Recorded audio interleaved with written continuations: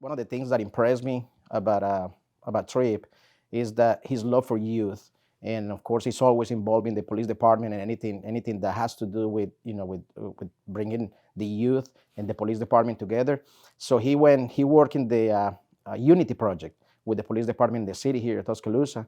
And one of the things that he did, he knew about this program in Houston that helped the youth bridge the youth with the police department there. And he went to the extent of paying for the trip and bringing the police department over there to Houston so they could learn about this program over there. And of course, after they went there, they realized how good of a program it was, that they came back, they put it together here, and Tripp even went to the extent of paying for the ties and the coats of all these kids so they will graduate in a good fashion. So I mean, that tells you the kind of person that Tripp is. So as you know, I mean, everybody loves Tripp. I mean, there's no one person here that say I don't like Tripp. Everybody loves him. And usually, myself, of course, I mean, I love him. I love him too. But usually, you follow the steps of somebody. When you think about following the steps of somebody, you always think about somebody older than you. Well, Tripp just totally changed that for me, because even though I'm older than him, I mean, I want to be like him.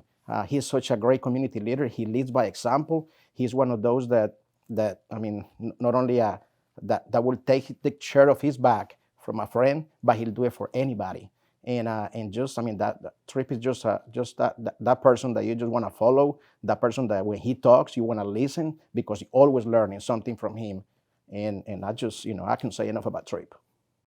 So my involvement with Tripp really came about with the chamber, and it's really interesting because I feel like we're twins because he's outspoken, he gets things done, and I immediately was drawn to him, and I thought, I like the way he handles himself. He's not afraid to say what's on his mind, but he has a big heart.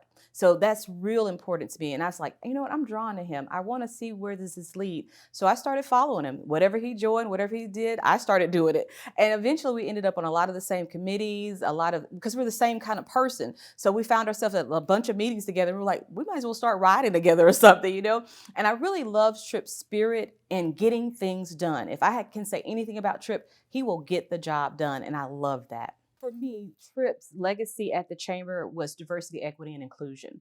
We had an initiative where we wanted to bring more people into the chamber, more diverse voices into the chamber, and Tripp was really active in that. He was willing to sit down and have uncomfortable conversations. And he told me something. He said, I told him a story about how I felt about something. And he says, whenever he goes into a room, he keeps that in his mind. And he's like, okay, I'm doing this for Michelle. I'm thinking about Michelle being in this room. How do I get more Michelles in this room? And I thought that was something for somebody like him to even think about that or be conscious of it and to be able to receive it. He didn't have to do that. And that meant a lot for me. Congratulations, Tripp. I'm so proud of you. Good thing I'm not 45 now. Congratulations, Tripp. Well deserved, and I'm honored to be your friend.